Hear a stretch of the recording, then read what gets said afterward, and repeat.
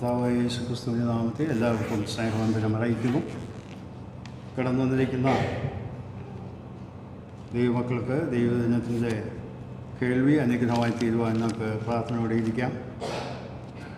ഇന്ന് കഴിഞ്ഞ ആഴ്ച ഞാൻ ഓർപ്പിച്ചതുപോലെ സുവിശേഷങ്ങളിൽ യേശു കർത്താവിൻ്റെ ക്രൂശ് മരണത്തിന് കാരണക്കാരായ വ്യക്തികളെക്കുറിച്ചുള്ളതായ ലളിതമായ ചില ആശയങ്ങളാണ് ഇന്ന് പങ്കുവയ്ക്കാനായിട്ട് ആഗ്രഹിക്കുന്നത്. സുവിശേഷങ്ങളിൽ നമുക്കറിയാം യേശു കർത്താവിൻ്റെ ഭൗതിക ജീവിത കാലഘട്ടത്തെയും ക്രൂശ് മരണത്തെയും എല്ലാം വിശദീകരിച്ച് പറയുന്ന 4 സുവിശേഷങ്ങളാണ് നമുക്ക് ലഭിച്ചിട്ടുള്ളത് നമ്മുടെ പുതിയ നിയമ പുസ്തകങ്ങളിൽ. എന്നാൽ ഇന്ന് ക്രൈസ്തവ ലോകത്ത് ക്രൂശ് മരണം എന്ന് പറഞ്ഞാൽ നമ്മുടെ മനസ്സിലൊക്കെയുള്ള ഒരു ധാരണ ഒരു 2 വശത്തേക്കും ഒരു ക്രോസായിട്ടുള്ളത്, മുകളിലേക്കുള്ള ഉയരത്തിലുള്ള ഒരു ചെറുതായിട്ട് കുറച്ച് പൊങ്ങിയിട്ടുള്ള ഒരു ഇത്, അതിൽ യേശു കർത്താവ് 3 ആണികളിൽ തൂങ്ങിക്കിടക്കുന്ന ഒരു ചിത്രമാണ് നമ്മുടെയൊക്കെ മനോമുഖരത്തിൽ വരുന്നത്. നാം ഇതൊക്കെ പരിശോധിക്കാൻ ശ്രമിച്ചാൽ പല രീതികളിലുള്ള ക്രൂശുകൾ ക്രൈസ്തവ വിഭാഗങ്ങൾ അംഗീകരിച്ച് അവരുടേതായിട്ട് സ്വീകരിച്ചിട്ടുണ്ട്. ഞാനത് മനസ്സിലാക്കാൻ ശ്രമിച്ചപ്പോഴേ വളരെ വിചിത്രമായി തോന്നി. കാരണം നമ്മളത് ശ്രദ്ധിക്കാറില്ല. പല ക്രൂശിനും പല ചെറിയ ചെറിയ വ്യത്യാസങ്ങൾ നമുക്ക് കാണാൻ സാധിക്കും. ചിലതിന് 2 ക്രോസായിട്ടുള്ള ഉള്ളതായിട്ടുണ്ട്. പിന്നെ ചിലതിന് ഈ സൈഡിലുള്ളതിന് ഉരുണ്ട പ്രകൃതമുള്ളതായിട്ട് കാണാൻ സാധിക്കും. നമ്മുടെ നാട്ടിലുള്ളതായ കൽദായ സുറിയാനി സഭയുടെ കുരിശ്, ഔദ്യോഗിക കുരിശ് അങ്ങനെയാണ്. എന്നാൽ വേദപുസ്തകം നാം പരിശോധിച്ചാൽ ക്രൂശീകരണ രംഗത്തിൻ്റെ കാര്യങ്ങൾ വളരെ പരിമിതമായ വാക്കുകളിലാണ് എഴുതപ്പെട്ടിട്ടുള്ളത്. 4 സുവിശേഷങ്ങളും പരിശോധിച്ചാൽ അവർ അവനെ ക്രൂശിച്ചു. ഒറ്റ വാചകമാണ്. നമ്മളൊക്കെ വിചാരിക്കുന്നത് 3 ആണി തറച്ചിട്ടാണ് കൊന്നത്. തിരുവഴുത്തിൽ അതിന് വ്യക്തമായ ഒരു തെളിവുമില്ല. 3 ആയിരിക്കാം, സംശയമൊന്നുമില്ല. ആണി തറപ്പിച്ചു കൊന്നു എന്നുള്ളത് വേദപുസ്തകത്തിൽ എഴുതിയിട്ടുണ്ട്. കാരണം ഞാൻ ചില നാളുകൾക്ക് മുമ്പ് യഹോവയുടെ സാക്ഷികൾ എന്ന് പറയുന്ന ഗ്രൂപ്പിൻ്റെ ഒരു പുസ്തകം വായിക്കുകയുണ്ടായി. അവരെ മറ്റുള്ള ക്രൈസ്തവ വിഭാഗങ്ങളെ പോലെയുള്ളൊരു ക്രിസ്തീയ വിഭാഗമായിട്ട് ആരും അംഗീകരിക്കുന്നില്ലെങ്കിൽ തന്നെ വേദപുസ്തകം ബൈബിളാണ് അവരും കൊണ്ടുകിടക്കുന്നത്. അവർ പറയുന്നത് ഒറ്റത്തടിയായിരുന്നു യേശു കർത്താവിനെ ക്രൂശിച്ചത്, അല്ലാതെ സൈഡിലേക്ക് ഇങ്ങനെ ഒന്നും ഉണ്ടായിരുന്നില്ല. 2 കൈയും ചേർത്ത് മുകളിൽ ഒരു ആണി തറച്ചു, കാലിൽ ഒരു ആണി തറച്ചു, 2 ആണിയേ ഉണ്ടായിരുന്നുള്ളൂ. കാരണം അന്ന് കാലത്ത് യഹൂദന്മാരുടെ ആചാരത്തിൻ്റെ രീതികളനുസരിച്ച് അങ്ങനെയൊക്കെ ആയിരിക്കാം.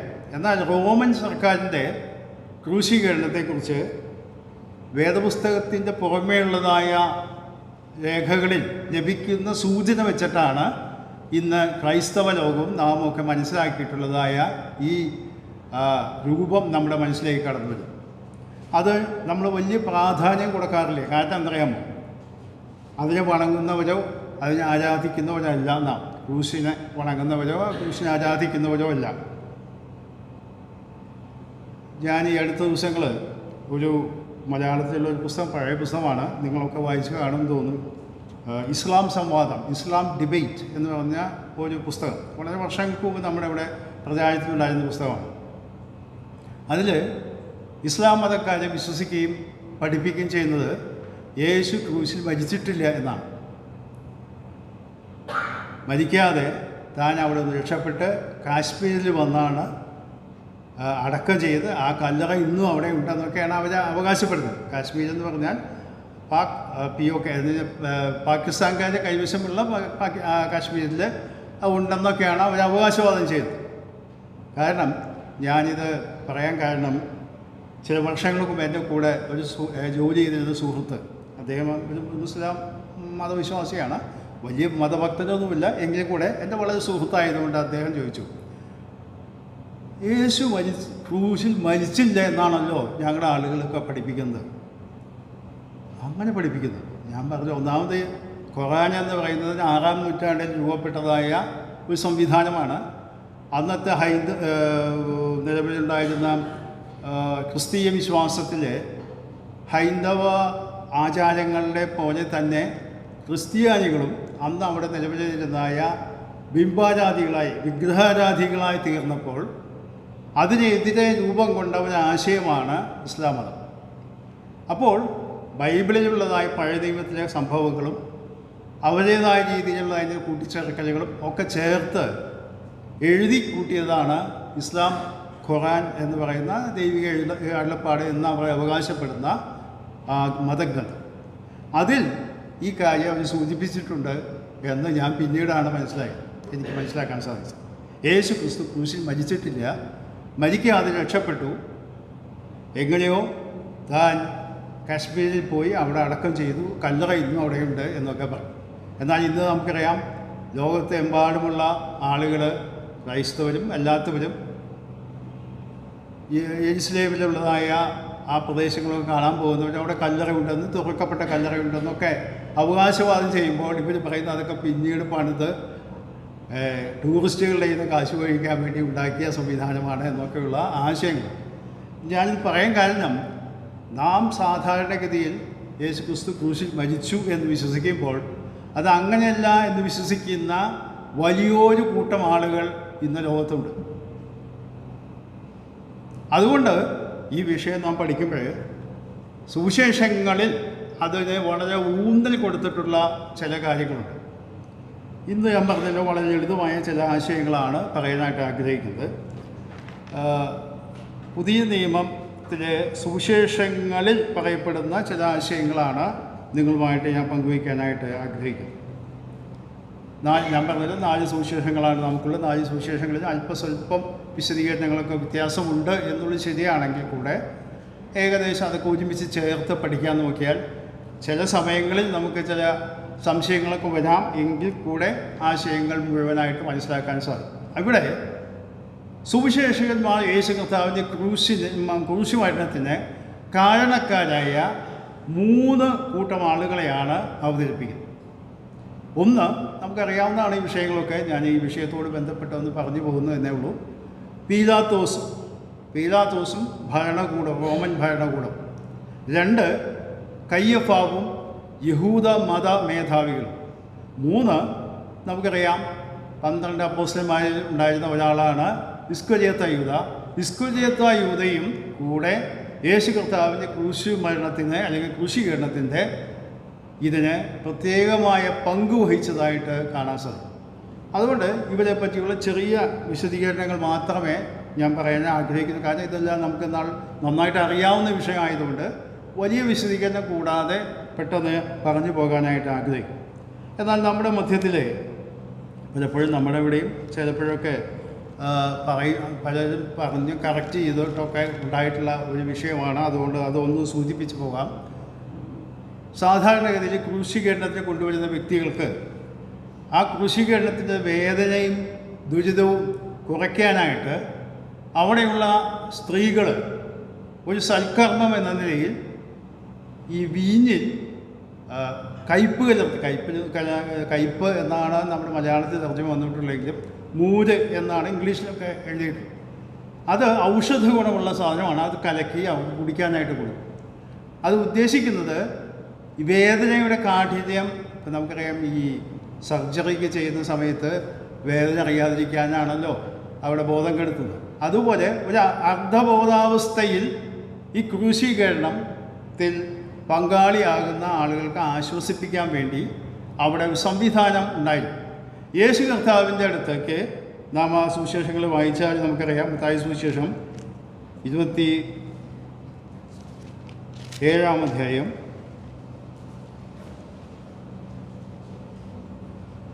അതിൻ്റെ 33-ഉം 34-ഉം വാക്യം. എത്തിയപ്പോൾ അവൻ കയ്പ് കലക്കിയ വീഞ്ഞ് കുടിപ്പാൻ കൊടുത്തു. അത് രുചി നോക്കിയാൽ അവൻ കുടിപ്പാൻ മനസ്സായില്ല. മതി. അത് രുചി നോക്കിയപ്പോൾ തനിക്ക് വേദന സഹിക്കാതെ മരിക്കാനായിട്ടുള്ള സംവിധാനത്തിൽ താൻ പങ്കാളിയാകാൻ ഉദ്ദേശിച്ചില്ല എന്ന് കാണാൻ സാധിക്കും. അവിടെ വായിക്കുന്നത് രുചി നോക്കിയേറെ താനത് കുടിച്ചില്ല. അപ്പോൾ കയ്പ് കലർത്തിയ വീഞ്ഞ് താൻ കുടിച്ചില്ല എന്ന് തന്നെയാണ് വേദപുസ്തകം. കാരണം ഞാൻ ഊന്നി പറയാൻ കാരണം നമ്മുടെ ഇടയിൽ പലരൊക്കെ കർത്തൃമേശിക്കൊക്കെ ചിന്ത പറയുമ്പോഴൊക്കെ ഈ തെറ്റിച്ച് പലപ്പോഴും പറയുന്നത് പലരും തിരുത്തുകളും ചെയ്തിട്ടും പിന്നെയും പറയുന്നതുകൊണ്ടാണ് ഞാനത് പറയും. എന്നാൽ ഇത് ക്രൂശീകരണത്തിന് തൊട്ട് മുമ്പ് നടക്കുന്ന സംഭവമായിട്ടാണ് ഇവിടെ രേഖപ്പെടുത്തിയിട്ടുള്ളത്. അങ്ങനെ തന്നെയാണ് സംഭവിക്കുന്നത്.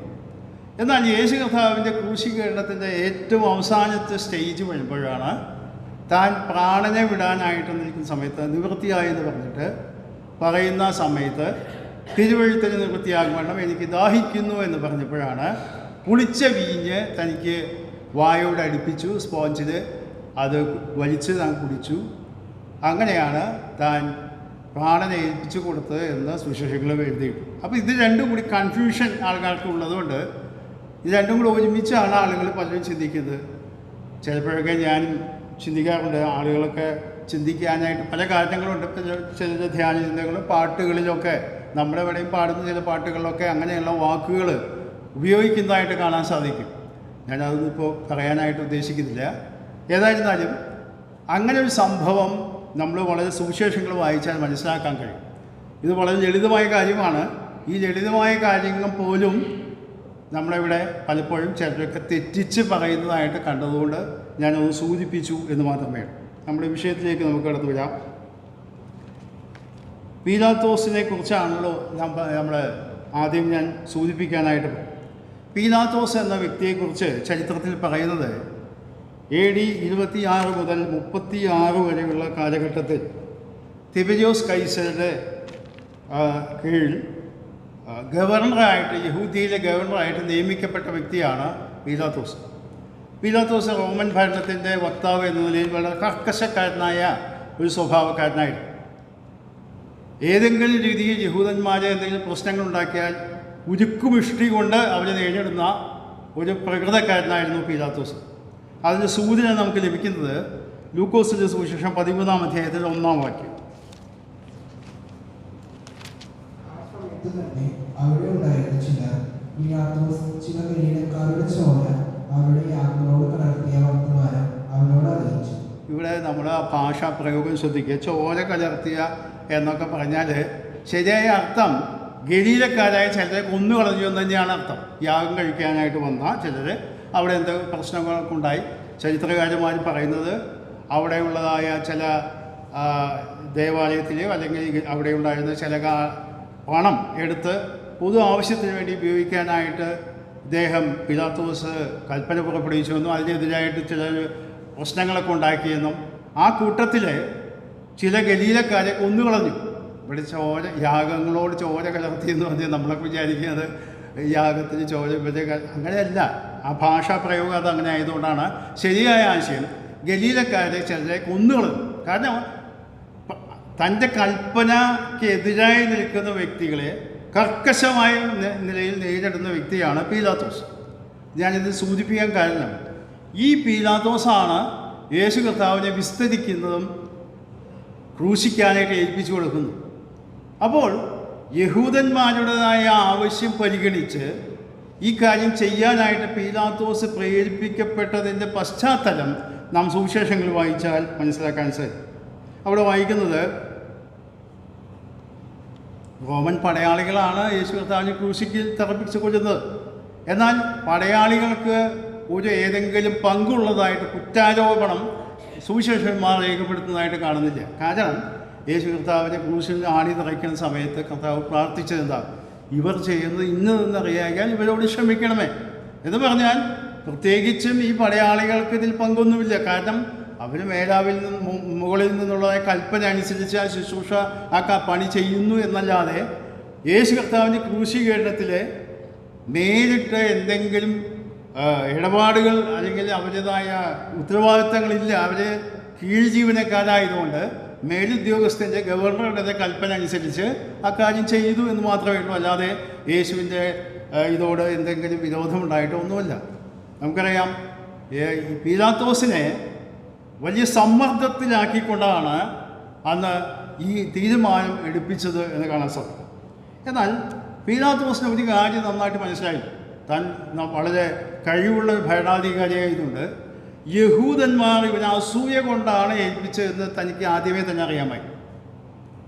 അത് നാം സുവിശേഷങ്ങളിൽ വായിക്കുന്നുണ്ട്.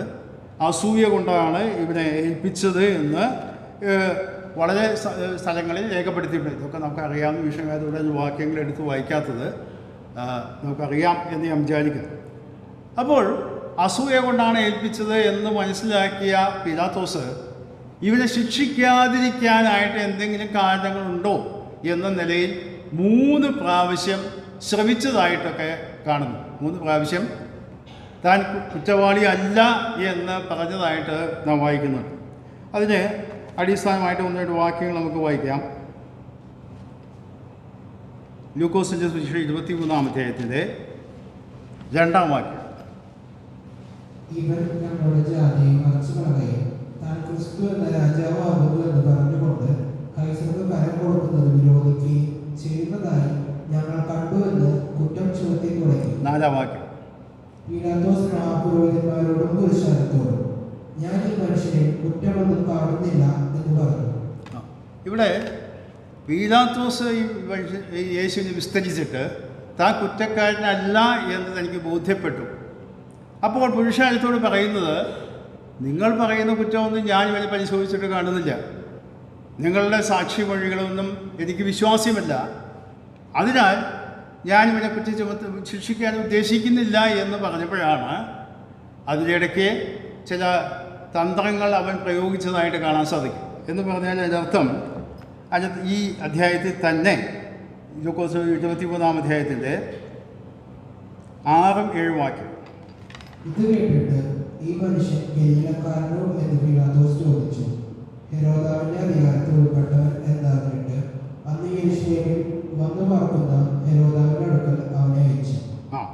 ഇത് തൻ്റെ ഉത്തരവാദിത്വത്തിൽ നിന്ന് പതുക്കെ കൈയൊഴിയാനായിട്ടുള്ള ഒരു ശ്രമമാണ് പീലാത്തോസ് നടത്തി. എന്ന് പറഞ്ഞാൽ ഇവൻ ഗലീലക്കാരനാണ് എന്നുള്ള സൂചന അവിടെ ലഭിച്ചപ്പോൾ ഇവൻ യഹൂദിയിലാണ്, ഗലീല അപ്പുറത്തുള്ള സ്ഥലമാണ്. ഗലീലയ്ക്ക് ഭരണാധികാരി അപ്പോൾ ഹെരോദാവാണ്. ഹെരോദാവ് ആ സമയത്ത് യെരൂശലേമിലുണ്ടായിരുന്നല്ലോ. അപ്പോൾ ഹെരോദാവിൻ്റെ അടുക്കിലേക്ക് പീലാത്തോസിനെ പറഞ്ഞയക്കുകയാണ്. അതിൻ്റെ ഉത്തരവാദിത്വം നമുക്കറിയാം. നമുക്ക് അനിഷ്ടകരമായ ചില കാര്യങ്ങൾ ചെയ്യാനായിട്ട് നമ്മുടെ നിർബന്ധിതരാകുമ്പോൾ ഏതെങ്കിലും ഒഴിവ് നമ്മൾ കണ്ടുപിടിക്കും. അത് വേറെ ആരെക്കൊണ്ടെങ്കിലും ചെയ്യിക്കാനോ വേറെ ആരെങ്കിലും തലയിൽ വെച്ച് അവരെക്കൊണ്ട് ആ കാര്യം ചെയ്യാനായിട്ട് ശ്രമിക്കാനും ഞാനത് ചെയ്തു എന്ന് വരുത്തരുതല്ലോ എന്നുള്ള നിലയ്ക്ക് ചെയ്യുന്ന പല ആളുകളെയും ഞാൻ ജീവിതത്തിൽ കണ്ടുപിടിച്ചിട്ടുണ്ട്. നമ്മളും കണ്ടുപിടിക്കാണ്. അതായത് താൻ ശരിയായ തീരുമാനമെടുക്കുവാൻ ആവശ്യമുള്ളിടത്ത് സമ്മർദ്ദം മുഖാന്തരം തനിക്കത് ചെയ്യാൻ സാധിക്കാതെ വന്നപ്പോൾ താൻ അത് എന്ത് ചെയ്തു, വളരെ വിദഗ്ധമായിട്ട് വേറെ ആളുടെ കൈമാറ്റം ചെയ്യാൻ നോക്കി. എന്നാൽ സംഭവിച്ചതെന്താ, ഹെരോദാവ് വിസ്തരിച്ചു, അവനെ കണ്ടില്ല. അപ്പോൾ അതുകൊണ്ട് താഴോട്ട് നാം വായിക്കുന്നു. അതിൻ്റെ 15-ാം വാക്യം 20 ഹെരോദാവ് കണ്ടില്ല, അവൻ അവനെ നമ്മുടെ അടുക്കൽ മടക്കി അയച്ചുവല്ലോ. ഇവൻ മരണയോഗ്യമായിട്ട് ഒന്നും പ്രവർത്തിച്ചിട്ടില്ല. സ്പഷ്ടം. അവിടെ ശ്രദ്ധിക്കുക, ഇവൻ മരണയോഗ്യമായത് ഒന്നും പ്രവർത്തിച്ചിട്ടില്ല, സ്പഷ്ടമെച്ചാൽ ഷുവറായിട്ടവൻ ചെയ്തിട്ടില്ല എന്ന് ആ അനുമാനത്തിലേക്കാണ് വരുന്നത്. എന്നിട്ട് അടുത്ത വാചകം ശ്രദ്ധിക്കുക, അതുകൊണ്ട് ഞാൻ അവനെ അടിപ്പിച്ച് വിട്ടയക്കുമെന്ന് പറഞ്ഞു. ഇവിടെയാണ് പീലാത്തോസിൻ്റെ പൊയ്മുഖം പൊളിയുന്നതായിട്ട് കാണാൻ സാധിക്കും. എന്ന് പറഞ്ഞാൽ കുറ്റക്കാരനല്ലാത്ത ആളെ ശിക്ഷിക്കാനായിട്ട് ഒരു നിയമവും അനുവദിക്കുന്നില്ല. ന്യായാധിപനെ കുറ്റക്കാരനാണെന്ന് ബോധ്യപ്പെടാത്തടത്തോളം കാലം കുറ്റവാളിയെ ശിക്ഷിക്കാനായിട്ട് അവകാശമില്ല. പിന്നെ എന്തുകൊണ്ടാണ് അത് ശ്രമിച്ചത്? നമുക്കറിയാം, അടുപ്പിച്ച് വിട്ടയക്കാമെങ്കിൽ ആ ജനത്തിന് ഒരു ആശ്വാസം ലഭിക്കും. പിന്നെ ഏതായാലും എന്തെങ്കിലും ശിക്ഷ കൊടുത്തല്ലോ, ഒന്നില്ലെങ്കിലും എന്നുള്ള നിലയിൽ അവരൊരു അനുഭാവം പ്രകടിപ്പിക്കാനായിട്ട് അവരെ ചെയ്ത് കുറച്ച് സമ്മതിച്ചു എന്ന് വരുത്താൻ വേണ്ടിയുള്ള ഒരു സൂത്രമാണ് അവിടെ ചെയ്തത്. എന്നാൽ അതും നടന്നില്ല. പിന്നീട് അവൻ ചെയ്ത കാര്യം അവിടെ വായിക്കുന്നുണ്ട്. മത്തായി സുവിശേഷം 27-ാം അധ്യായം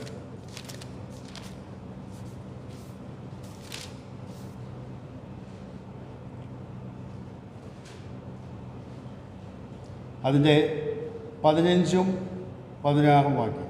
എന്നാൽ ഉത്സവ സമയത്ത് പുരുഷാരം വെച്ചിരിക്കുന്ന ഒരു തടവുകാരനെ നാടുവാഴി വിട്ടയക്ക പതിവായിരുന്നു. അന്ന് ബർബാസ് എന്ന ശ്രുതിപ്പെട്ട ഒരു തടവുകാരൻ ഉണ്ടായിരുന്നു. അവർ കൂടി വന്നപ്പോൾ പീലാത്തോസ് അവരോട് ബർബാസിനെയോ ക്രിസ്തു എന്ന് പറയുന്ന യേശുവിനെയോ ആരെ ഞങ്ങൾ വിട്ടുതരണമെന്ന് ചോദിച്ചു. അവർ അസൂയ കൊണ്ടാകുന്നു അവനെ ഏൽപ്പിച്ചതെന്ന് അവൻ ഗ്രഹിച്ചിരുന്നു. മതി. അവിടെ ശ്രദ്ധിക്കുക, അവിടെ ഒരു ഇരട്ടത്താപ്പ് ഉപയോഗിക്കാൻ കുറ്റവാളിയല്ലാത്ത ഒരു വ്യക്തിയെ ഒരു ഔദാര്യം എന്ന നിലയിൽ ഇവിടെ പീലാത്തോസ് വിട്ടയക്കാനായിട്ട് ഒരു തന്ത്രം കണ്ടുപിടിച്ചതാണ്. പെരുന്നാൾ സമയത്ത്, അതായത് പെസഹ പെരുന്നാളിൻ്റെ സമയത്ത് ഇങ്ങനെ സാധാരണഗതിയിൽ ഒരു കുറ്റക്കാരനെ അവരുടേതായ ഒരു ഔദാര്യത്തിൻ്റെ പേരിൽ വിട്ടയക്കാൻ പതിവുണ്ട്. ആ പേരിലെങ്കിലും യേശുവിനെ വിട്ടയക്കണം എന്നുള്ള രീതിയിലുള്ളതായ സൂത്രം അവിടെ പ്രയോഗിക്കുന്നു. അതും നടന്നില്ല. പിന്നീട് നാം കാണുന്നത് ഇവിടെ മത്തായി സുവിശേഷം 27-ാം അധ്യായത്തിൻ്റെ 23-ാം വാക്യത്തിൽ വായിക്കുന്നത്, അവൻ ചെയ്ത ദോഷം എന്തെന്ന് അവൻ ചോദിച്ചു. അവനെ ക്രൂശിക്കണം എന്ന് അവൻ ഏറ്റവും നിലവിളിച്ചു പറഞ്ഞു. തുടർന്നുള്ള വാക്യങ്ങൾ നമുക്കറിയാം. ആരവം വലുതാകുന്നു, നിയന്ത്രിക്കാൻ പറ്റാത്തൊരവസ്ഥ വന്നു. അപ്പോഴാണ് ഇവർ വെള്ളമെടുത്ത് കൈ കഴുകി ഈ രക്തത്തെ എനിക്ക് പങ്കില്ല എന്ന് പറഞ്ഞ് ഒഴിവാകുന്നതായിട്ട് കാണാൻ സാധിക്കും. ഈ ഭാഗങ്ങളൊക്കെ ഞാൻ ചിന്തിക്കാനായിട്ട് ഇടയായപ്പോഴോ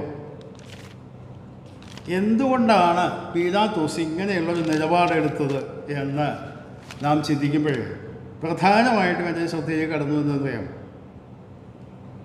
യേശുവിനെ വിടുവിക്കണമെന്ന് ആഗ്രഹിക്കുന്നുണ്ടെങ്കിൽ തന്നെ ജനത്തിന് പ്രീതി വരുത്തണം, പുരുഷാരത്തിന് തൃപ്തി വരുത്തുവാൻ ആഗ്രഹിച്ചുകൊണ്ട് എന്ത് ചെയ്യുന്നു? ശരിയല്ലാത്ത കാര്യം ചെയ്യാനായിട്ട് അവൻ ശ്രമിക്കുന്നതായിട്ട് കാണാം. എന്ന് പറഞ്ഞാൽ മനസ്സാക്ഷിക്ക് യോജിക്കാത്ത ഒരു വിധി പുറപ്പെടുവിക്കുവാൻ ബഹുജനത്തെ പേടിച്ചുകൊണ്ട് അവൻ ഇറങ്ങുന്നതായിട്ട് കാണാൻ സാധിക്കും. ഒരു പഴയ നിയമത്തിൽ ഒരു വാക്യമുണ്ട്. ആ വാക്യം ഒന്ന് ഞാൻ നിങ്ങൾ വായിച്ച് കേൾപ്പിച്ചില്ല. പുറപ്പാട് പുസ്തകം എക്സോഡസ് ചാപ്റ്റർ 23:2. പുറപ്പാട് പുസ്തകം 23-ന്റെ 2-ാമത്തെ വാക്യം.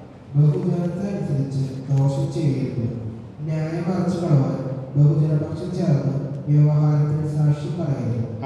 ഇവിടെ ശ്രദ്ധിക്കുക, ബഹുജനത്തെ അനുസരിച്ച് ദോഷം ചെയ്യരുത്, ന്യായം മറിച്ചു കളവാൻ ബഹുജനപക്ഷം ചേർന്ന് വ്യവഹാരത്തിൽ സാക്ഷ്യം പറയരുത്. സാക്ഷ്യം പറയുന്ന കാര്യമാണെങ്കിലും മറ്റു കാര്യങ്ങളായി എന്ന് പറഞ്ഞാൽ നമ്മുടെ നാട്ടിലും ഒരു പ്രചാരത്തിലുള്ള ഒരു ഫ്രൈസാണ്, നമുക്കറിയാം. അത് എല്ലാവർക്കും അറിയാവുന്നതാണ് എന്ന് ഞാൻ വിചാരിക്കുന്നു. നമ്മൾ ചിലപ്പോഴൊക്കെ ശരിയായ കാര്യമാണ് നമുക്ക് ചെയ്യണമെന്നൊക്കെ ബോധ്യമുണ്ട്. എന്നാൽ നമ്മളെന്താ പറയുന്നത്? ആളുകൾ എന്താ പറയുക, ആൾക്കാർ കേട്ടാൽ എന്താ വിചാരിക്കുക, അതുകൊണ്ട് അത് തൽക്കാലം ഇങ്ങനെ വേണ്ട, ആളുകൾ പിണക്കിയിട്ടുള്ളൊരു കാര്യം നമുക്ക് ചെയ്യണ്ട എന്ന് ഉള്ളൊരു നിലപാട് നാം സാധാരണ എടുക്കാറുണ്ട്. ഇതുതന്നെയാണ് ഇപ്പോൾ ഈ ഇവിടെ പീലാത്തോസും ചെയ്തതായിട്ട് ഞാൻ കാണും. വ്യക്തമായ ദൈവിക പ്രമാണം നൽകപ്പെട്ടിട്ടുണ്ട്. ബഹുജനത്തെ അനുസരിച്ച് ദോഷം ചെയ്തത്, അതായത് ബഹുജനം എന്ന് പറഞ്ഞാൽ വലിയ പുരുഷാരം, ഭൂരിപക്ഷം വരുന്ന ആളുകൾ തെറ്റായ കാര്യങ്ങൾ പറഞ്ഞുകൊണ്ട് വരുമ്പോൾ അതിനെതിരെ നിൽക്കാൻ നട്ടെല്ലില്ലാത്തവനായ ഒരു പീലാത്തോസ്. നമുക്കറിയാം നമ്മുടെ രാജ്യത്ത് അങ്ങനെയുള്ള പല ന്യായങ്ങളുണ്ടായിട്ടുള്ളത്. അതിൻ്റെ വിശദാംശങ്ങളിലേക്ക് ഞാൻ കടക്കാൻ ആഗ്രഹിക്കുന്നില്ല. നമുക്കെല്ലാവർക്കും അറിയുള്ള കാര്യങ്ങളാണ്. കാരണം ബഹുജനത്തിൻ്റെ പ്രീതി നേടാൻ വേണ്ടി തെറ്റായ കാര്യമാണെന്ന് നമുക്ക് ബോധ്യപ്പെട്ടിട്ടും ചെയ്യാനായിട്ട് നിർബന്ധിതപ്പെടും. ഈ ഭാഗം ഞാൻ പഠിച്ചുകൊണ്ടിരുന്നപ്പോൾ എന്തുകൊണ്ടാണ് പീലാത്തോസിന് അങ്ങനെയുള്ള ഒരു നിലപാടെടുക്കാനായി ആവശ്യമാണ്? ഒറ്റ വാക്കിൽ പറഞ്ഞാൽ ഭീരുവായ ഒരു വ്യക്തിയായിരുന്നു പീലാത്തോസ്. സത്യം എന്താണെന്ന് മനസ്സിലാക്കിയിട്ടും സത്യം പ്രവർത്തിക്കാനായിട്ടുള്ള കഴിവില്ലാത്ത, ബഹുജനത്തിൻ്റെതായ സമ്മർദ്ദത്തെ അതിജീവിക്കാൻ കഴിവില്ലാത്ത മുമ്പോട്ട് പോയ ഒരു വ്യക്തിയാണ് പീലാത്തോസ്. ചരിത്രത്തിലെ അങ്ങനെ അന്യായ വിധി പുറപ്പെടുവിച്ച ഒരു വ്യക്തിയായിട്ട് പീലാത്തോസിനെ ഇന്ന് കാലത്തും എല്ലാവരും പറയും. ഇത് നമ്മൾ പീലാത്തോസിനെ പറ്റി പറയുമ്പോൾ ഞാൻ ചൂണ്ടിക്കാണിക്കാൻ ആഗ്രഹിക്കാം. നാമും ചിലപ്പോഴൊക്കെ വിശ്വാസ സമൂഹത്തിലുള്ള ദൈവമക്കളാണ് എന്നൊക്കെ ശരിയാണെങ്കിലും ചിലപ്പോഴൊക്കെ ഭീരുത്വത്താൽ ഭരിക്കപ്പെട്ടിട്ട് ശരിയാണെന്ന് പറയുന്ന കാര്യമാണെങ്കിലും ഭൂരിപക്ഷത്തിൻ്റെ അഭിപ്രായം മാനിച്ച് ചിലപ്പോഴൊക്കെ നമ്മൾ യെസ് മൂളുന്ന സ്വഭാവമുണ്ട്. കാര്യം ഇത് വളരെ ഗൗരവമായ ഒരു വിഷയമാണ്. നാം വെളിപ്പാട് പുസ്തകത്തിലേക്ക് കടന്നു. വെളിപ്പാട് പുസ്തകത്തിലെ അതിൻ്റെ 21-ാം അധ്യായം, റെവലേഷൻ ചാപ്റ്റർ 21 വേഴ്സ് 8, 8-ാം വാക്യം. എന്നാൽ ഭീരുക്കൾ, അവിശ്വാസികൾ, അറയ്ക്കപ്പെട്ടവർ, കൊലപാതകന്മാർ, ദുർനടപ്പുകാർ, ക്ഷുദ്രക്കാർ, ബിംബാരാധികൾ എന്നിവർക്കും ഭോഷ്ക് പറയുന്ന ഏവർക്കുമുള്ള ഓഹരി തീയും കണ്ടതവും കത്തുന്ന പൊയ്കയിലത്രേ. അത് രണ്ടാമത്തെ മരണം. ഇവിടെ കത്തുന്ന പൊയ്കയിലേക്ക് പോകുന്ന രണ്ടാം മരണത്തിന് യോഗ്യരായ ആളുകളുടെ ലിസ്റ്റ് വായിക്കുമ്പോൾ നമ്മൾ ശ്രദ്ധിച്ച് വായിക്കണം. ഒന്നാമത് പറയുന്ന വ്യക്തി ആരാ?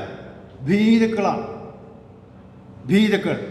അപ്പോൾ താഴോട്ട് വായിക്കുമ്പോൾ കൊലപാതകന്മാർ, ദുർനടപ്പുകാർ, ക്ഷുദ്രക്കാർ, ഇവരൊക്കെ വലിയ കേമന്മാരായ ആളുകളാണ്. എന്ന് പറഞ്ഞാൽ വലിയ വലിയ ഭീകരമായ പാപം ചെയ്തവരാണ്. എങ്കിൽ അവരെക്കാൾ മുൻപിൽ ദൈവവചനം പറയുന്നത് ഭീരുക്കൾ എന്ന് പറഞ്ഞാൽ സത്യം എന്താണെന്ന് മനസ്സിലാക്കിയിട്ടും സത്യത്തിൻ്റെ പാതയിൽ ചലിക്കുവാൻ കഴിവില്ലാത്തവരായി.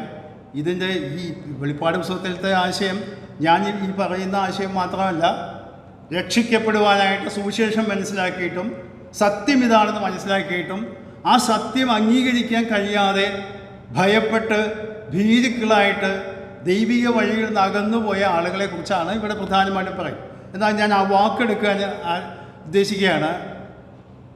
പീലാത്തോസിനെ പോലെ ഭീരുവായിട്ട് സത്യം എന്താണെന്ന് മനസ്സിലാക്കിയിട്ടും സത്യത്തിൻ്റെ പാതയിൽ മുമ്പോട്ട് പോകണം എന്ന് വിചാരിച്ചിട്ടും അതിന് കഴിവില്ലാത്തവരായിട്ട് ആളുകളെ പിണക്കാതെ, അതാണ് എൻ്റെ ആവശ്യം, മറ്റുള്ളവരെ പിണക്കാതെ അവർ പ്രീതി നേടി മുമ്പോട്ട് പോകാനായിട്ട് എല്ലാവരും നല്ല പിള്ള ചമയാനായിട്ട് ചിലപ്പോൾ തെറ്റായ കാര്യങ്ങൾ ചെയ്യുന്നതായിട്ട് കാണാൻ സാധിക്കും.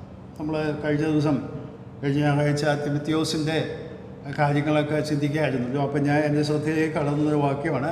തിമോത്തിയോസിനെ കുറിച്ച് ഈ ആശയത്തിലല്ല അത് പറയുന്നതെങ്കിൽ തന്നെ അവിടെ 2 തിമോത്തിയോസ് 1-ാം അധ്യായത്തിൽ തിമോത്തിയോസിനെ കുറിച്ച് പൗലോസ് പറയുന്നത്, തിമോത്തിയോസ് വളരെ ലജ്ജാശീലനായ വ്യക്തിയായിരുന്നു. തൻ്റെ കഴിവുകളും കൃപാവരങ്ങളൊക്കെ കൊണ്ട് കഴിവൊക്കെ ദൈവം നൽകിയിട്ടുണ്ടെങ്കിലും അത് പ്രകടിപ്പിക്കാനോ ഉപയോഗിക്കാനോ വളരെ പിന്നാക്കം നിൽക്കുന്ന ഒരു വ്യക്തിയായിട്ടാണ് തിമോത്തിയോസിനെ അവിടെ അവതരിപ്പിക്കുന്നത്. അവിടെ പറയുന്നത് അതിൻ്റെ 6-ാം വാക്യം, 6ഉം 7ഉം വാക്യം. അതുകൊണ്ട് എൻ്റെ കയ്യൊപ്പിനാൽ നിന്നിലുള്ള ദൈവത്തിൻ്റെ കൃപാവരം ജ്വലിപ്പിക്കണമെന്ന് നിന്നെ ഓർമ്മപ്പെടുത്തുന്നു. ഭീരുത്വത്തിൻ്റെ ആത്മാവിനെയല്ല, ശക്തിയുടെയും സ്നേഹത്തിൻ്റെയും സുബോധത്തിൻ്റെയും ആത്മാവിനെ അത്രേ ദൈവം നമുക്ക് തന്നത്. ഇവിടെ ആ വാക്കെടുക്കാനായിട്ട് ഞാൻ ഉദ്ദേശിച്ചാണ് അത് പറഞ്ഞത്. എന്ന് പറഞ്ഞാൽ കൃപാവരങ്ങൾ നൽകപ്പെട്ടിട്ടുള്ളത് ദൈവനാമ മഹിമയ്ക്കായിട്ടും ദൈവജനത്തിൻ്റെ ആത്മിക വർധനയ്ക്ക് വേണ്ടി ഉപയോഗിക്കാൻ വേണ്ടി നൽകപ്പെട്ടതാണ്. ഇവിടെ കൈവയ്പിനാൽ എന്നൊക്കെ പറയുന്നത് പൊതുവായി പൗലോസ് പോലും അംഗീകരിച്ചതാണ് ഇവന് കൃപാവരം ഉണ്ടെന്ന്. എന്നാൽ ഇവൻ വളരെ, ഞാൻ പറഞ്ഞത്, ലജ്ജാശീലനായതുകൊണ്ട് അവനിൽ ലഭിച്ച കൃപാവരം വേണ്ടത്ര ജ്വലിപ്പിക്കാതെ ഭീരുത്വത്തിൻ്റെ ആത്മാവിനാൽ ഭരിക്കപ്പെട്ട് പിന്നാക്കം നിൽക്കുന്ന ഒരു പ്രകൃതം അവനുണ്ടായി. പല യുവാക്കന്മാരോടും അല്ലെങ്കിൽ യുവജനങ്ങളോടും എന്തുകൊണ്ടാണ് സജീവമായി നിങ്ങൾ ശുശ്രൂഷകളിൽ മുമ്പോട്ട് കഴിയാൻ താല്പര്യം കാണിക്കാത്തത്? കൃപാവരങ്ങൾ നമുക്ക് ലഭിക്കാഞ്ഞിട്ടാണോ? അത് ഇത്രയും വലിയൊരു സദസ്സിൽ കയറിയുന്നു. ഇന്നിപ്പോൾ വളരെ കുറച്ച് പേരല്ലേ ഉള്ളൂ. ഞായറാഴ്ച ദിവസമാണെങ്കിൽ നമുക്ക് ഇത് നിറഞ്ഞു നിൽക്കുകയാണ്. അപ്പോൾ ഇവിടെ കയറി നിൽക്കുമ്പോൾ അല്പം ബുദ്ധിമുട്ടുണ്ട്, ആളുകളെ ഫേസ് ചെയ്യാനായിട്ട് ബുദ്ധിമുട്ടുണ്ട്. പറയുന്ന കാര്യങ്ങൾ എനിക്ക് പറയാൻ പറ്റുമോ? അവരെന്നെ കളിയാക്കുമോ, വിമർശിക്കുമോ, കുറ്റം പറയുമോ എന്നൊക്കെയുള്ള ഭീരുത്വത്തിൻ്റെ ആത്മാവിനെ ഭരിക്കപ്പെട്ടിട്ട് പലപ്പോഴും അവരൊക്കെ രംഗത്ത് വരാനായിട്ട് വിമുഖരായി നിൽക്കുന്നവരായിട്ട് കാണാൻ സാധിക്കും. ഇവിടെ പൗലോസ് പറയുകയാണ് തിമോത്തിയോസിനോട്, എൻ്റെ വിഷയം അതല്ലെങ്കിൽ കൂടെ ഞാൻ ആ ഭീരുത്വം എന്നുള്ള വിഷയം പറയുകയാണ്. അതിൻ്റെ ആപ്ലിക്കേഷൻ ഞാൻ പറഞ്ഞ് മുമ്പോട്ട് പോട്ടെ. പീലാത്തോസ് ചെയ്തത് ഭീരുമായി ജനത്തെ തൃപ്തിപ്പെടുത്തണം, അതേസമയം നീതി നടപ്പിലാക്കണം സത്യത്തിൻ്റെ പക്ഷത്ത് നിൽക്കണം, തൻ്റെ മനസ്സാക്ഷി അറിയുന്ന കാര്യം ചെയ്യണം. പക്ഷേ കുഴപ്പങ്ങളുണ്ടാകരുത്. കാരണം അവനൊരു ഗവർണറാണ്. ഇതിനു മുൻപും പീലാത്തോസിനെതിരെ ചില പരാതികൾ തിബരിയോസ് കൈസറിൻ്റെ നേരെ ചെന്നിട്ടുണ്ട്. ഈ ഗലീലക്കാരെ കൊന്ന കാര്യങ്ങളും അതുപോലെയുള്ള പല കാര്യങ്ങളും. ഇനി വളരെ പ്രസിദ്ധനായ ഒരു വ്യക്തിയാണ് യേശു കർത്താവ് തൻ്റെ ജീവിതകാലത്ത്. ആ വ്യക്തിയെ ഇങ്ങനെ യഹൂദന്മാരെ ഇഷ്ടപ്രകാരം വിട്ടയച്ചില്ലെങ്കിൽ, കൊന്നുകളഞ്ഞില്ലെങ്കിൽ, വലിയ കലാപം അവിടെ നടന്നാൽ അതിൻ്റെ റിപ്പോർട്ട് അവിടെ എത്തും. റിപ്പോർട്ട് എത്താൽ അതിന് മറുപടി പറയണം. അപ്പോൾ തൻ്റെ നിലനിൽപ്പും ആളുകളെ പ്രീതിപ്പെടുത്തി മുമ്പോട്ട് പോകാം. സത്യം ഇന്നതാണെന്ന് അറിഞ്ഞാലും ചെയ്യാൻ കെൽപ്പില്ലാത്തവനായിട്ട് നിൽക്കുന്ന ഒരു പീലാത്തോസിൻ്റെ ധർമ്മസങ്കടമാണ് നമ്മളവിടെ കണ്ടത്. പലപ്പോഴും നാമും ഇതുപോലെയൊക്കെ സാഹചര്യങ്ങൾ അഭിമുഖീകരിക്കുമ്പോഴേ ചിലപ്പോഴൊക്കെയെങ്കിലും സത്യം എന്താണെന്ന് മനസ്സിലാക്കിയിട്ടും ദൈവവചനത്തിൽ നിന്ന് കാര്യങ്ങൾ ബോധ്യപ്പെട്ടിട്ടും നമ്മുടെ ഉള്ളിൽ പരിശുദ്ധാത്മാവ് ബോധ്യപ്പെടുത്തിയിട്ടും അത് ആളുകൾ എന്ത് വിചാരിക്കാവോ, എന്തെങ്കിലും പറയാവോ, ചിരിക്കാവോ, കളിയാക്കുകയോ എന്നുള്ള രീതിയിലുള്ള ആശയങ്ങൾ നമ്മുടെ മനസ്സിൽ കടന്നു വന്നിട്ട് വിമുഖരായിട്ട് ഈ തിമോഥെയോസിനെ പോലെ ഭീരുത്വത്തിൻ്റെ ആത്മാവിനെ ഭരിക്കപ്പെട്ടവരായിട്ട് നാം പിന്നാക്കം പോകുന്നതായിട്ട് കാണാൻ സാധിക്കും. ഇനി രണ്ടാമത്തെ കൂട്ടം ആളുകളെ കുറിച്ച് ഞാൻ ചിന്തിക്കട്ടെ. അത് അന്നത്തെ മഹാപുരുഷനായ കയ്യഫാവും യഹൂദ ജനമാണ്. അത് ഇന്ന് മുഴുവൻ പറയാൻ സാധിക്കുമോ എന്ന് ചേർന്നൂടെ ശ്രമിക്കാം. പീലാത്തോസിനെ നമുക്ക് കുറ്റവിമുക്തനാക്കാൻ സാധ്യമല്ല എങ്കിൽ കൂടെ ഒരു കാര്യം നമുക്കറിയാം, തൻ്റെ മേൽ വന്നതായ ബഹുപുരുഷാരത്തിൻ്റെ സമ്മർദ്ദത്തിലാണ് പീലാത്തോസ് ആ കാര്യം ചെയ്തു പോയത്. ആ സമ്മർദ്ദം ഉണ്ടാക്കിയത് അന്നത്തെ മതനേതൃത്വമാണ്. മതനേതൃത്വം അത് വരുത്താനുള്ള കാരണം നാം നേരത്തെ വായിക്കുകയുണ്ടായി, അസൂയ കൊണ്ടാണ് എന്ന് പറഞ്ഞാൽ ഒരു കാര്യം. എന്താണ് ഈ അസൂയ എന്ന് പറഞ്ഞാൽ? തൻ്റെ സ്ഥാനങ്ങൾ അല്ലെങ്കിൽ തൻ്റെ അവസരങ്ങൾ നഷ്ടപ്പെടുമോ എന്ന് വെച്ച് മറ്റുള്ളവർക്ക് ലഭിക്കുന്നതായ ആ സാഹചര്യങ്ങളെക്കുറിച്ച് വേവലാതി കൂട്ടിയിട്ടാണ് ഈ അസൂയ ഉണ്ടാകുന്നത്. തനിക്കുള്ളതായ പല കാര്യങ്ങളും മറ്റുള്ളവർ വന്നു കയറിയാൽ നഷ്ടപ്പെടുമോ എന്നുള്ള ഇതാണ് യഹൂദന്മാരായ നേതാക്കന്മാർക്ക് പറ്റിയ കാര്യം. പ്രധാനമായിട്ടും നാം അത് വായിക്കുന്നത് പീലാത്തോസിനോട് കർത്താവ് പറയുകയുണ്ടായി, എന്നെ നിന്നെ കൈ ഏൽപ്പിച്ചവന് വലിയ കുറ്റമുണ്ട് എന്ന്. ആ കുറ്റം സാധാരണ മനസ്സിലാക്കേണ്ടത് കയ്യഫാവാണ് ഇതിന് മുൻകൈയെടുത്ത് ഈ കാര്യങ്ങളൊക്കെ ചെയ്തത്. അല്ലെങ്കിൽ അന്നത്തെ സന്നിധി സംഘമുണ്ട്, യഹൂദ നേതാക്കന്മാരും. യേശു കർത്താവിൻ്റെ പല പ്രവർത്തന സമയങ്ങളിലും അന്നത്തെ മതനേതൃത്വം വളരെ അസ്വസ്ഥരായിരുന്നു എന്ന് കാണാനായിട്ട് സാധിക്കും. 2-3 വാക്യങ്ങൾ നമ്മൾ ശ്രദ്ധയിലേക്ക് കൊണ്ടുവരാം. യോഹന്നാന്റെ സുവിശേഷം 11-ാം അധ്യായം. അവിടെ ലാസറെ വിയർപ്പിച്ച സംഭവമാണ് നമുക്ക് ഉള്ളത്. എന്നാൽ അതിൻ്റെ മധ്യത്തിൽ പറയുന്ന 1-2 വാക്കുകൾ ഞാൻ നിങ്ങളുടെ മുമ്പിൽ വായിച്ച് കേൾപ്പിക്കാം. അതിൻ്റെ 11-ാം അധ്യായം 45 മുതൽ 48 വരെയുള്ള വാക്യം. മറിയയുടെ അടുക്കൽ വന്ന യഹൂദന്മാരിൽ പലരും അവൻ ചെയ്തു കണ്ടിട്ട് അവനിൽ വിശ്വസിച്ചു. എന്നാൽ ചിലർ പരീക്ഷന്മാരുടെ അടുക്കൽ പോയി യേശു ചെയ്തവരോട് അറിയിച്ചു. മഹാപുരോഹിതന്മാരും പരീക്ഷന്മാരും സംഘം കൂടി, നാം എന്ത് ചെയ്യേണ്ടു? ഈ മനുഷ്യൻ വളരെ അടയാളങ്ങൾ ചെയ്യുന്നുവല്ലോ. അവനിങ്ങനെ വിട്ടയച്ചാൽ എല്ലാവരും അവനിൽ വിശ്വസിക്കും. റോമക്കാര് വന്ന് നമ്മുടെ സ്ഥലത്തെയും ജനത്തെയും എടുത്തു കളയും എന്ന് പറഞ്ഞു. ഞാൻ 12-ാം അധ്യായത്തിൻ്റെ 9 മുതൽ 11 വരെയുള്ള വാക്യം. അവൻ അവിടെ ഉണ്ടെന്നറിഞ്ഞിട്ട് യഹൂദന്മാരുടെ ഒരു വലിയ പുരുഷാരൻ യേശുവിന്റെ നിമിത്തം മാത്രമല്ല അവൻ മരിച്ചവരിൽ നിന്ന് ഉയർപ്പിച്ച ലാസറെ കാണുവാനായിട്ടും കൂടെ വന്നു.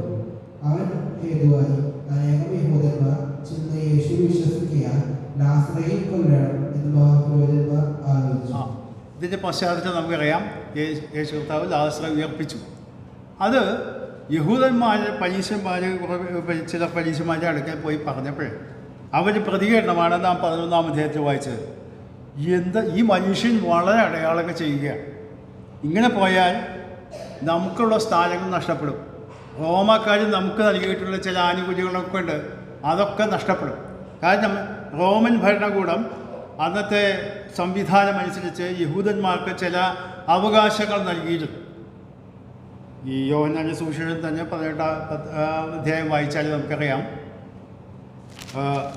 മരണശിക്ഷ ഒഴിച്ച് മറ്റെല്ലാ ശിക്ഷയ്ക്കും അവരെ മതത്തിൻ്റെതായ രീതിയിൽ ചെയ്യാനായിട്ടുള്ളതായ സ്വാതന്ത്ര്യം ഈ റോമൻ ഗവൺമെൻറ് യഹൂദന്മാർക്ക് കൊടുത്തിട്ടുണ്ട്. കാരണം യോഹന്നാന്റെ സുവിശേഷത്തിൽ ഒരു വാക്യം ഞാൻ നിങ്ങളെ കേൾപ്പിച്ചു തരാം. യോഹന്നാന്റെ സുവിശേഷം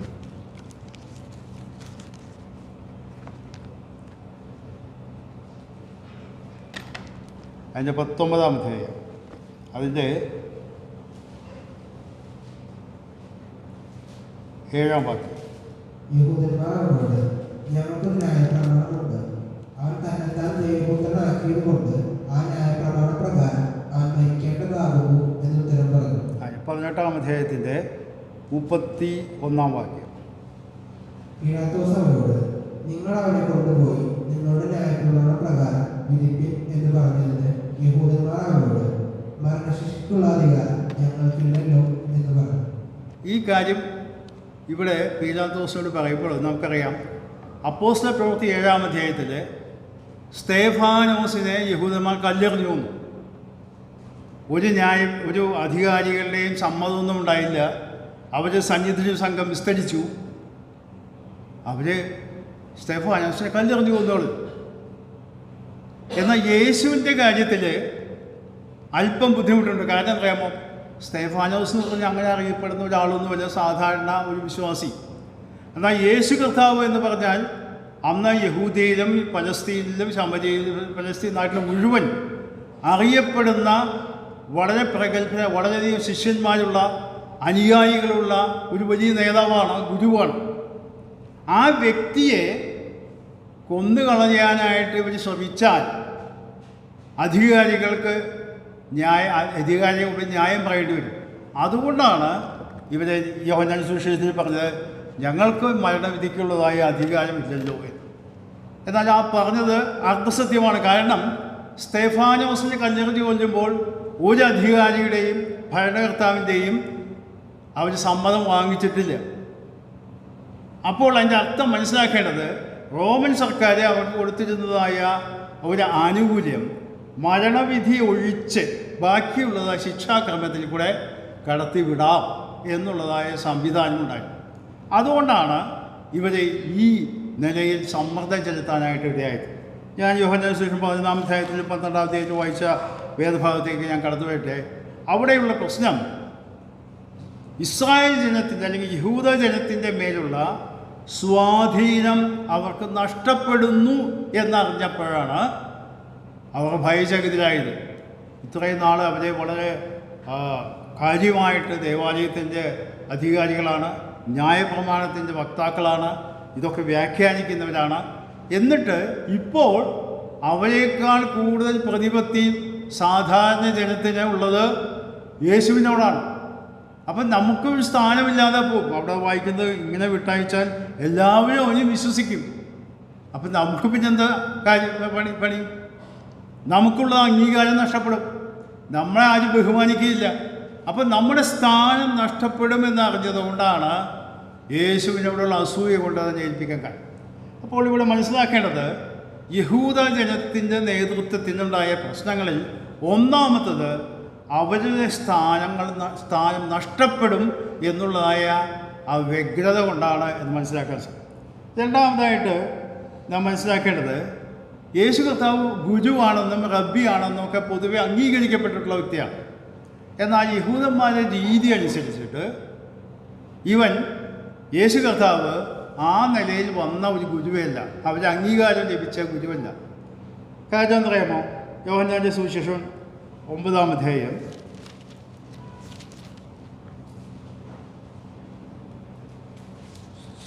7-ാം അധ്യായം അതിൻ്റെ 15-ാം വാക്യം.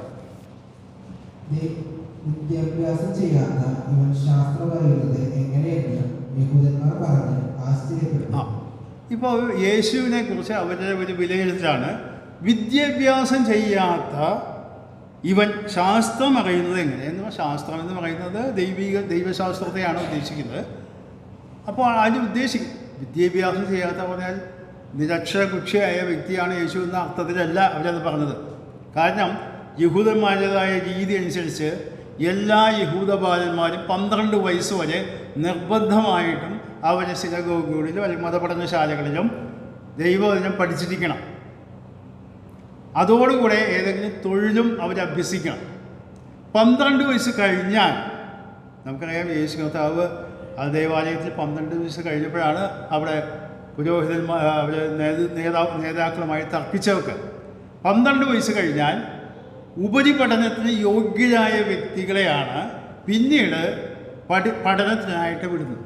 അങ്ങനെയുള്ളൊരു പഠനം ലഭിച്ച വ്യക്തികൾക്കാണ് ഇപ്പോൾ നമുക്കറിയാം അപ്പോസ്തലനായ പൗലോസ് അല്ലെങ്കിൽ ശൗൽ ഗമാലിയേലിൻ്റെ കീഴിലിരുന്ന് പഠിച്ച് അങ്ങനെ പരിജ്ഞാനം ശ്രദ്ധിക്കുകയും അംഗീകാരം ലഭിക്കുകയും വ്യക്തിയാണ്.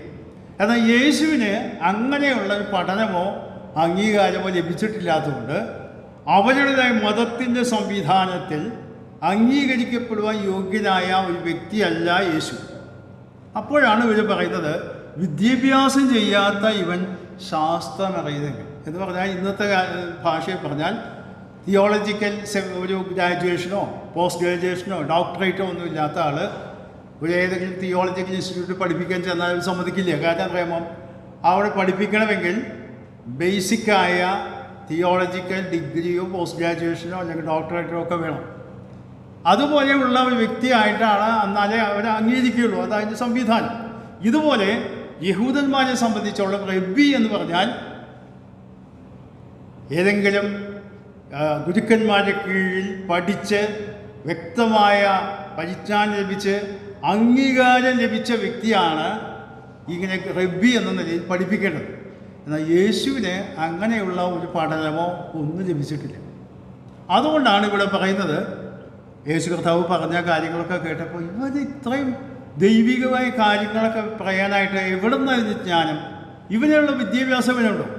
ഇവനാരാണ് എന്നുള്ള രീതിയിലുള്ള ചോദ്യങ്ങൾ കടന്നു വരുമ്പോൾ അവർക്ക് അംഗീകരിക്കാൻ കഴിയാത്തത്, അവരുടെ മതത്തിൻ്റെ ചട്ടക്കൂടിൽ അംഗീകാരമില്ലാത്ത വ്യക്തിയാണ് യേശു. ഈ വ്യക്തിയുടെ പിന്നാലെയാണ് ജനലക്ഷങ്ങൾ ഇങ്ങനെ വരുന്നത്. വളരെയധികം ആളുകളൊക്കെ കൂടി വരികയാണ്. അവർക്ക് അതിശയിക്കുന്ന രീതി. അപ്പോൾ അവർക്ക് അംഗീകരിക്കാനായിട്ട് കഴിയുന്നു. മാത്രമല്ല,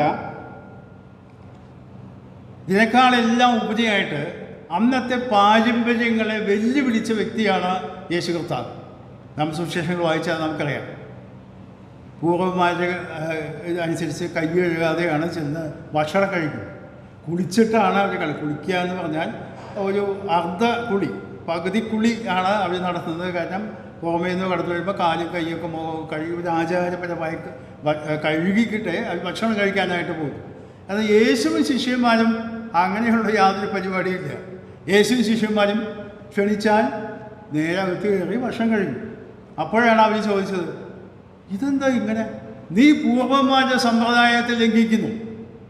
അപ്പോഴാണ് കർത്താവ് പറഞ്ഞത്, നിങ്ങൾ പുറമേയുള്ള കാര്യങ്ങളാണ് ശ്രദ്ധിക്കുന്നത്, ഞാനോ അകമേയുള്ള വിശുദ്ധിയാണ് ആഗ്രഹിക്കുന്നത്. നിങ്ങൾ പുറമേയുള്ള വിശുദ്ധി ആഗ്രഹിക്കുന്നു, ഞാൻ അകമേയുള്ള വിശുദ്ധിയാണ് ആഗ്രഹിക്കുന്നത്. അത് ഉള്ളിൽ നിന്ന് വരുന്നതായ ആ കാര്യങ്ങളാണ് മനുഷ്യനെ മലിനമാക്കുന്നതെന്ന് പറഞ്ഞപ്പോൾ അതുപോലെ നിലവിലുള്ളതായ അവർ പഠിപ്പിച്ചിരുന്നതായ സംവിധാനങ്ങളെ ചോദ്യം ചെയ്യുന്ന വ്യക്തിയായിട്ടാണ് യേശുവിനെ അവരുടെ മുമ്പിൽ അവർ കാണും. അപ്പോൾ ഈ നിലയിൽ വിപ്ലവകാരിയായ ആളുകളെ മറിച്ചുകൊണ്ടിരിക്കുന്ന ഒരു വ്യക്തി. മാത്രമല്ല, ഒരു റബ്ബി എന്ന് പറഞ്ഞാൽ അവരുടെ നോട്ടത്തിൽ സമൂഹത്തിൽ ഉന്നതമായ നിലവാരം പുലർത്തുന്നവനായിരിക്കണം. അവൻ്റെ കൂട്ടുകാരെന്ന് പറഞ്ഞാൽ ഉന്നതമായ നിലവാരം പുലർത്തുന്ന ആളുകൾ മാത്രമായിട്ടും ആ ചങ്ങാത്തം പാടുള്ളൂ. യേശു കർത്താവിനെ കുറിച്ചുള്ള ഒരു പരാതി എന്തായാലും, ഇവൻ ചുങ്കക്കാരുടെയും പാപികളുടെയും സ്നേഹിതൻ. ഈ ചുങ്കക്കാരും പാപികളും എന്ന് പറഞ്ഞാൽ സമൂഹത്തിലെ ഏറ്റവും മോശമായ നിലവിൽ അല്ലെങ്കിൽ താഴ്ന്ന നിലവാരത്തിൽ ജീവിക്കുന്ന വ്യക്തികളോടുകൂടെ തിന്നുകയും കുടിക്കുകയും ചെയ്യുന്നു. വേശ്യമാർ വന്നാൽ അവൻ്റെ അടുത്ത് കയറാനായിട്ട് സ്വാതന്ത്ര്യമുണ്ട്. ഒരിക്കൽ നമുക്കറിയാം, കർത്താവിൻ്റെ അടുക്കൽ വന്ന് ആ കണ്ണീരൊക്കെ ഒഴിപ്പിച്ച ഒരു വേശ്യയായിരുന്ന സ്ത്രീ വന്നപ്പോഴേ പറഞ്ഞു, ഇവൻ പ്രവാചകനായിരുന്നുവെങ്കിൽ ഇവനെ തൊടുന്ന സ്ത്രീ ആരാണെന്ന് അവർക്ക് മനസ്സിലാകുമെന്ന് ഇവനെ ഉള്ളുകൊണ്ട് പറഞ്ഞു. ഭാഗങ്ങളൊക്കെ നല്ല പരിചയമുള്ള ഭാഗങ്ങളാണ് ഞാൻ എടുത്ത് വായിക്കാത്തത്. അതർത്ഥം അവരുടെ കാഴ്ചപ്പാടിൽ ഒരു പ്രവാചകൻ, ഒരു ഗുരു അല്ലെങ്കിൽ ഒരു റബ്ബി ഇന്നിൻ്റെ നിലവാരം പുലർത്തുന്ന വ്യക്തിയായിരിക്കണം. എന്നാൽ ഈ യേശു അങ്ങനെയുള്ള നിലവാരം പുലർത്തുന്നില്ല. സാധാരണക്കാരനായി നടക്കുന്നു. അതുകൊണ്ട് ഇവന് ഞങ്ങൾക്ക് അംഗീകരിക്കാനായിട്ട് കഴിയും. ഇതിനേക്കാൾ ഉപരിയായിട്ടുള്ള കാര്യം എന്താണെന്ന് അറിയാമോ? യേശു കർത്താവ് രോഗികളെ സൗഖ്യമാക്കി ചരിത്രം നാം സുവിശേഷങ്ങൾ വായിച്ചാൽ മിക്കവാറുമെല്ലാം ശബത്ത് നാളിലാണ്. ശബത്ത് നാളിൽ ജോലിയും ചെയ്യാൻ പാടില്ല, അന്ന് പള്ളിയിൽ വരണം, അല്ലെങ്കിൽ ദേവാലയത്തിൽ പോകണം, ആ കാര്യങ്ങളൊക്കെ മുഴുവൻ അത്യാവശ്യം വേണ്ട കാര്യങ്ങളൊക്കെ ചെയ്യണം. എന്നാൽ ആ ദിവസങ്ങളിലാണ് ആളുകൾ കടന്നു വരുന്നിടത്താണ് യേശു കർത്താവ് വന്നിട്ട് എന്ത് ചെയ്യുന്നത്? രോഗികളെ സൗഖ്യമാക്കുന്നു. അപ്പോൾ ദൈവിക മോശ നൽകിയ ന്യായപ്രമാണത്തെ ധിക്കരിക്കുന്നവനാണ് യേശു. എന്ന് പറഞ്ഞാൽ നിലവിലുള്ള സംവിധാനങ്ങളെ വെല്ലുവിളിക്കുന്ന, അട്ടിമറിക്കുന്ന ഒരു വ്യക്തിയായിട്ടാണ് യേശുവിനെ അവരുടെ മുമ്പിൽ അവർ കാണുന്നത്. പിന്നീട് നമുക്കറിയാം, യേശു കർത്താവിനെ ഇവർ ചോദ്യം ചെയ്യാനായിട്ട് കടന്നു വന്നു. പല സന്ദർഭങ്ങളിലായിട്ട് കടന്നു വന്നതായിട്ടൊക്കെ നമുക്ക് കാണാൻ സാധിക്കും. മർക്കോസിൻ്റെ സുവിശേഷം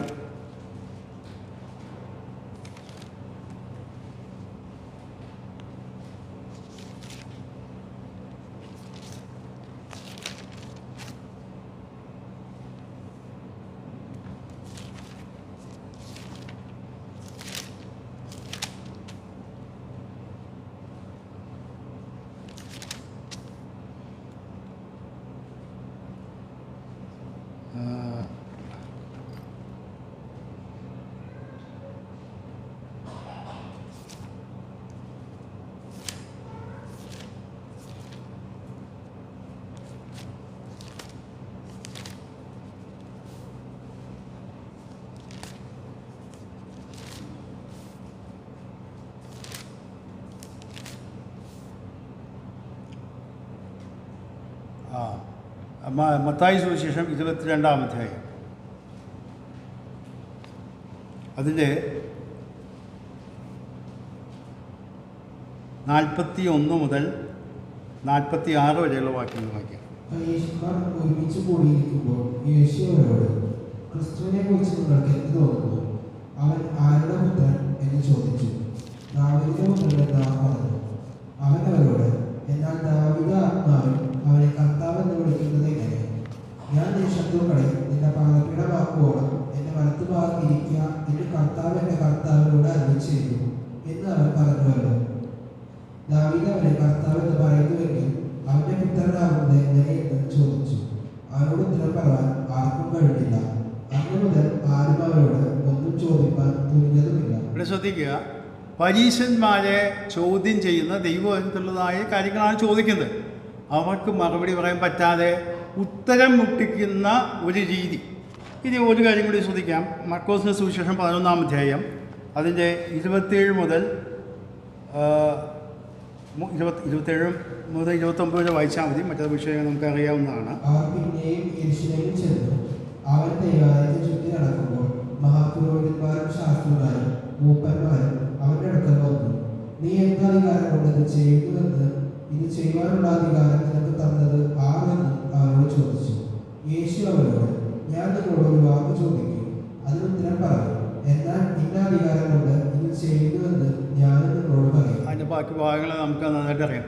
ഇവിടെയും പരീശന്മാരും ശാസ്ത്രിമാരും മൂപ്പന്മാരും മഹാപുരോഹിതന്മാരും ഒക്കെ യേശു കർത്താവിനെ വാക്കിൽ പിടിക്കാൻ അല്ലെങ്കിൽ ഒതുക്കാനായിട്ട് ശ്രമിച്ചുകൊണ്ടിരിക്കും. നിനക്ക് എന്താ അധികാരം, ഇതിനൊക്കെ ആരും നിനക്ക് അധികാരം തന്നത് എന്നുള്ള ചോദ്യങ്ങൾ വന്നപ്പോൾ, മറിച്ച് ചോദ്യങ്ങൾ ചോദിച്ചപ്പോൾ അവർക്ക് മറുപടി പറയാൻ കഴിഞ്ഞില്ല. അപ്പോൾ അവരെ പരസ്യവേദികളിൽ ഉത്തരം മുട്ടിക്കുന്ന ഒരു വ്യക്തിയായിട്ടാണ് യേശുവിനെ അവർ കാണുന്നത്. അതിനർത്ഥം അവരുടെ അധികാരത്തെ നിസ്സാരവൽക്കരിച്ച് ചോദ്യം ചെയ്യുന്ന ഒരു പ്രവണതയാണ് അവരെ മനസ്സിലാക്കിയത്. ഞാൻ ഈ വാക്കുകൾ എൻ്റെ സമയത്തിൻ്റെ പരിമിതി കൊണ്ട് ഇവിടെ നിർത്തുകയാണ്. ബാക്കിയുള്ള ഭാഗങ്ങൾ അടുത്ത ആഴ്ച എത്തിക്കാം. അഥവാ ഞാൻ പറയാനായിട്ട് ഉദ്ദേശിച്ചത്, യഹൂദന്മാരെ സംബന്ധിച്ചിടത്തോളം യേശു കർത്താവ് ഒരു വിപ്ലവകാരിയും അന്ന് നിലവിലുള്ളതായ സംവിധാനങ്ങളെ വെല്ലുവിളിക്കുന്ന ഒരു വ്യക്തിയും അവരുടേതായ കാര്യങ്ങളെ ബഹുമാനിക്കാത്ത വ്യക്തിയും പഴയ നിയമ കൽപ്പനകളെ അല്ലെങ്കിൽ നിസ്സാരവൽക്കരിച്ച് ഞാൻ ശബത്തിന് കർത്താവാണ് എന്ന് അവകാശപ്പെടുകയും ചെയ്യുമ്പോൾ അവർക്ക് ഒരു തരത്തിലും യേശുവിനെ അംഗീകരിക്കാനായിട്ട് കഴിയില്ല. അതുകൊണ്ടാണ് യഹൂദന്മാർ കയ്യഫാവും മഹാപുരോഹിതന്മാരും സന്നിധി സംഘമൊക്കെ ചേർന്ന് യേശു കർത്താവിനെ ശിക്ഷയ്ക്ക് വിധിക്കണം, കൊന്നുകളയണം എന്ന് തീരുമാനിക്കാനായിട്ട് കഴിയും. ഇതിൻ്റെ കൂടെ വിശദീകരണങ്ങൾ ഉണ്ട്. അത് അടുത്ത ആഴ്ച തീരുമാനിച്ചാൽ നമുക്ക് നോക്കാം. ദൈവം നമ്മെ സഹായിക്കും.